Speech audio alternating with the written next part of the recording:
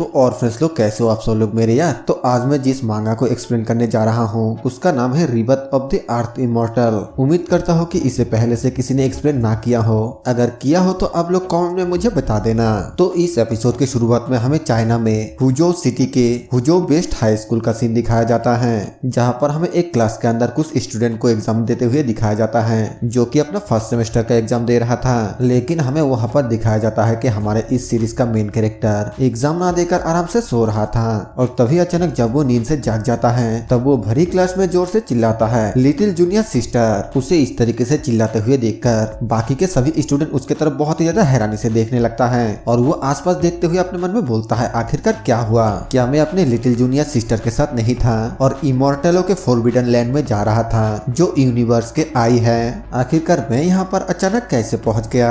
Junior sister ने मुझे बचाने के लिए खुद को सेक्रीफाइस कर दिया और खुद मर गई, लेकिन आखिरकार मैं अब कहाँ पर हूँ? क्या ये मेरा क्लासरूम है? क्या यहाँ पर एग्जाम्स हो रहा है? तभी उसके पीछे के बेंच वाला बंदा उसको बोलता है हे बैठ जाओ, ये एग्जाम हॉल है। क्या तुम दिन में सपने देख रहे हो? मेन कैरेक्टर उस बंदे को देखते हुए अपने मन में बोलता है झाओगेन मेरे थर्ड ईयर हाई स्कूल के क्लासमेट। और तभी उसका ध्यान क्लास के सभी बंदे के ऊपर पड़ता है जो कि उसी को घूर घूर कर देख रहा था। फिर वो सभी बंदे जोर जोर से हंसते हुए बोलता है लिटिल जूनियर सिस्टर मुझे मत कहना कि ये लड़का एग्जाम के दौरान दिन में सपने देख रहा था। मुझे लगता है कि उसने बहुत सारे चाइनीज नोवेल पढ़ लिया है जिस वजह से वो दिन में सपने देख रहा है। इसके बाद हमें स्कूल के गॉडेस को दिखाया जाती है जिसका नाम केयू होती है और वो अपने मन में सोचते हुए बोलती है हालांकि माँ और पिताजी चाहते हैं कि मैं और वो एक साथ रहें, लेकिन ये लोग उसे पसंद करते हैं जो पढ़ाई को सीरियसली नहीं लेते हैं। उसका कंपेयर ब्रदर हाउ से कभी नहीं किया जा सकता है। उसके जैसे लोग क्यू के लायक बिल्कुल भी नहीं है। मैं ब्रदर हाउ का लव राइवल नहीं बनना चाहता। हमें हाउ को दिखाया जाता है और उसका पूरा नाम होता है जैंग इवन हाउ। इसके बाद हमें फिर से क्लास का सीन दिखाया जाता है जहाँ पर के टीचर सबको बोलता है सब लोग शांत हो जाओ और अपना एग्जाम देना जारी रखो। अगर तुम लोगों ने फिर से शोर शराबा किया तो फिर तुम सबको फेल कर दिया जाएगा। इसके बाद हमें एग्जाम के मॉनिटर या फिर क्लास के टीचर को दिखाया जाता है जो कि मेन कैरेक्टर को डांटते हुए बोलता है चैंग मो तुम चाहो तो एग्जाम देते वक्त सो सकते हो लेकिन तुम यहाँ पर शोर शराबा नहीं कर सकते हो। मैं ये बिल्कुल भी नहीं चाहता हूँ कि तुम्हारे वजह से बाकी स्टूडेंट को एग्जाम देने में कोई प्रॉब्लम हो, वरना मुझे तुम्हें मजबूरन क्लास से बाहर निकाल देना पड़ेगा। मेन कैरेक्टर उस टीचर को देखते हुए बोलता है ये तो मेरे थर्ड ईयर हाई स्कूल के इंग्लिश टीचर हैं। इसका मतलब क्या मैं मरा नहीं हूँ? मैं समय में पीछे आ गया हूँ? मैं तो अपने हाई स्कूल के समय में वापस आ गया।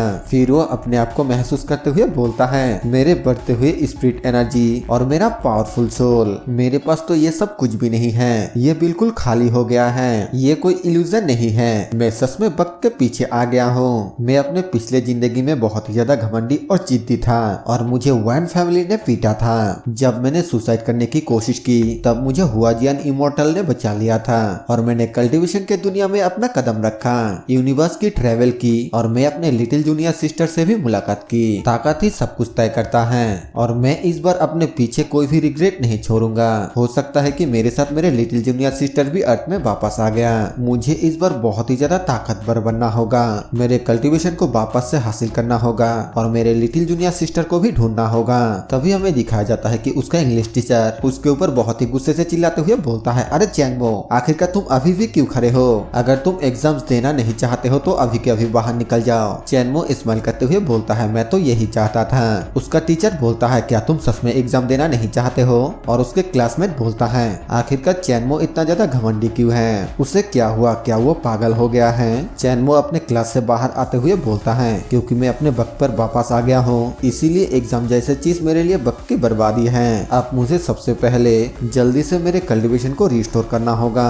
इसके बाद हमें यहाँ पर कल्टीवेशन के लेवल के बारे में बताया जाता है। इमॉर्टल कल्टीवेटरों का 8 रियलम होता है। सबसे पहला होता है क्यूआई रिफाइनिंग, दूसरा होता है गोल्डन कोर, तीसरा ओरिजिनल इन्फिन, चौथा बॉडी फ्यूजिंग, पांचवा महायान, छठा क्रॉसिंग कैलिमिटी, सातवां इमॉर्टल और आठवां वनरेबल। मेन कैरेक्टर रास्ते से जाते हुए बोलता है मैं एक बॉडी फ्यूजिंग रियलम एक्सपर्ट था लेकिन अब मुझे जल्दी से क्यूआई रिफाइनिंग रियलम पर पहुंचना होगा क्योंकि अब मैं वापस आ गया हूँ। तो आप मुझे ज्यादा जिद्दी नहीं होना चाहिए और बुनियादी बातों के ऊपर ध्यान नहीं देना चाहिए। मुझे ये श्योर करना होगा कि मेरे पास एक स्ट्रॉन्ग कल्टीवेशन बेस है। इसके बाद हमें दिखाया जाता है कि मेन कैरेक्टर एक जगह पर आकर कल्टीवेशन करने के लिए बैठ जाता है और फिर अपने माइंड के अंदर देखते हुए बोलता है मुझे एक अच्छी और स्टेबल रूट के लिए सबसे पहले कौन से टेक्निक को सीखना चाहिए। फिर वो एक बुक को हाथ में लेते हुए बोलता है mighty heaven soaring dragon technique. ये एक अच्छा कल्टीवेशन बेस को बनाने के लिए बहुत ही ज्यादा यूजफुल है, तो अब मैं इसे ही इस्तेमाल करूंगा।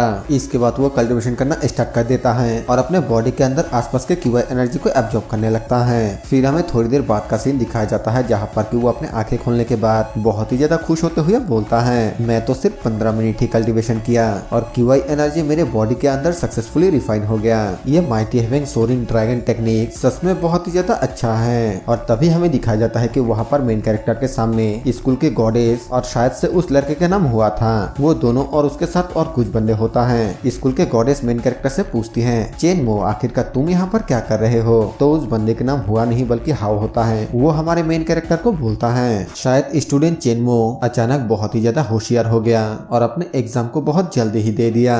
इस बात को सुनकर उसके पास वाले बंदे जोर जोर से हंसते हुए बोलता है ब्रदर हाउ आप तो सच में बहुत ही ज्यादा फनी हैं। लेकिन वहाँ पर हमें एक और लड़की को दिखाया जाते हैं जो कि कुछ भी नहीं बोलती है, शायद से उसको बुरा लग रही होती है। मेन कैरेक्टर उस लड़की को देखते हुए मन में बोलती है जियांग याओ एक ऑर्डिनरी बिजनेस करने वाली फैमिली में पैदा हुई है। वो बहुत ही ज्यादा काइंड है और मेरी परवाह करती है। उसने पिछले जिंदगी में मेरी बहुत बार मदद की थी, लेकिन अफसोस कि मैंने उसके ऊपर कभी भी ध्यान नहीं दिया। स्कूल के गॉडेस मेन कैरेक्टर को बोलती है चेनमो मैं तुमसे एक सवाल पूछ रही हूँ, आखिरकार तुम मेरे सवालों का जवाब क्यों नहीं दे रहे हो? लेकिन मेन कैरेक्टर उसको पूरी तरह से इग्नोर करके जियांग याओ के पास जाते हुए बोलता है याओ याओ तुम्हारा आज का एग्जाम कैसा गया? इस बात से याओ याओ बहुत ही ज्यादा हैरान होते हुए अपने मन में बोलती है चेनमो यू को इग्नोर करके मुझसे बात कर रही है। फिर वो शर्माते हुए बोलती है ठीक ठाक था। मेन कैरेक्टर बोलता है अगर तुम हमारे क्लास के टॉप 10 के अंदर आते हो तो फिर मैं तुम्हें एक बहुत ही अच्छा गिफ्ट दूंगा।